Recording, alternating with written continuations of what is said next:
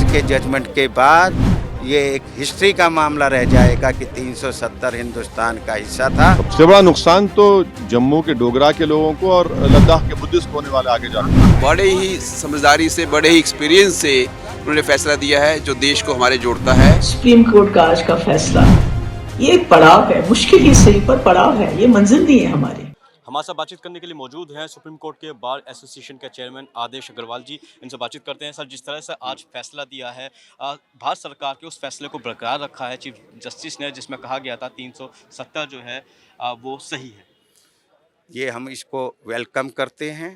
हिंदुस्तान के सारे न्यायविद, जिसमें जजेज हैं, जिसमें वकील हैं, जिसमें टीचर्स हैं, जिसमें लॉ स्टूडेंट हैं, क्योंकि ये जजमेंट आना ही था। जैसे आज जजमेंट आने से पहले मिस्टर कपिल सिब्बल, जो मेरी तरह सुप्रीम कोर्ट बार के पहले प्रेसिडेंट रहे हैं, मेरी तरह सीनियर एडवोकेट हैं, उन्होंने भी जजमेंट आने से पहले बता दिया था, क्योंकि उनको मालूम है, हम वकीलों को मालूम होता है कि केस में क्या होना है, क्योंकि हम कानून को जानते हैं।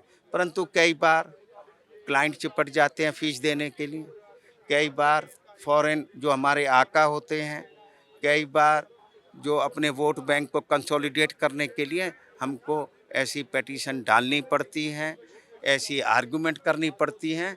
परंतु आज के जजमेंट के बाद ये एक हिस्ट्री का मामला रह जाएगा कि 370 हिंदुस्तान का हिस्सा था। और ये जजमेंट सुप्रीम कोर्ट के सीनियर मोस्ट जजेज 5 उन्होंने दिया है, जो कि वुड बी सीजीआई, जिन्होंने याचिका डाली थी। अब उनके पास क्या ऑप्शन बचता है? उनके पास कोई ऑप्शन नहीं है। उनको आराम से हिंदुस्तान के कानून को माने, हिंदुस्तान के सुप्रीम कोर्ट के जजमेंट को माने।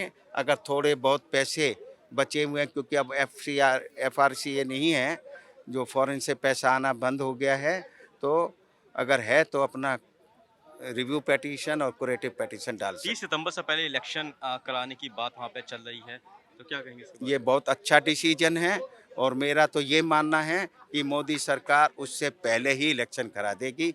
अगर जैसे कि ये जजमेंट, ये आदमी जो टेररिस्ट हैं, ये थोड़े से जो बचे हुए हैं, वो अपना चले जाएं, और उससे पहले हो सकता है कि पार्लियामेंट के साथ ही इलेक्शन हो जाए। तो ये थे हमारे साथ बातचीत करने के लिए आदेश अग्रवाल जी। इनका साफ तौर पे यही कहना है कि ये फैसला जो है ऐतिहासिक है। हम आपको दिखाना चाहेंगे, यही वो सुप्रीम कोर्ट है जहां से आज जो है CGI ने फैसला सुनाया है, और वो फैसला जो है ऐतिहासिक बन गया है, क्योंकि सरकार ने जिस तरह से 370 धारा जो है वो हटाई थी, उसके बाद से ही जो है जो जम्मू कश्मीर के कुछ लोग हैं, उन्होंने याचिका डाली थी सुप्रीम कोर्ट के अंदर, 370 को हटाने की मांग की थी। लेकिन जिस तरह से जो है जो सरकार ने फैसला दिया था 370 के ऊपर, उसे ही चीफ जस्टिस ऑफ इंडिया ने जो है बरकरार रखा है, और 370 जो धारा लगाई गई है वो इसी तरीके से बरकरार रहेगी। साथ ही साथ जो है जम्मू कश्मीर के अंदर अब अगले साल एक बार फिर से चुनाव होंगे, और वहाँ पर मुख्यमंत्री चुने जाएंगे। दिल्ली से कैमरामैन विनोद चौधरी के साथ वाजिद अली, नवोदय टाइम्स।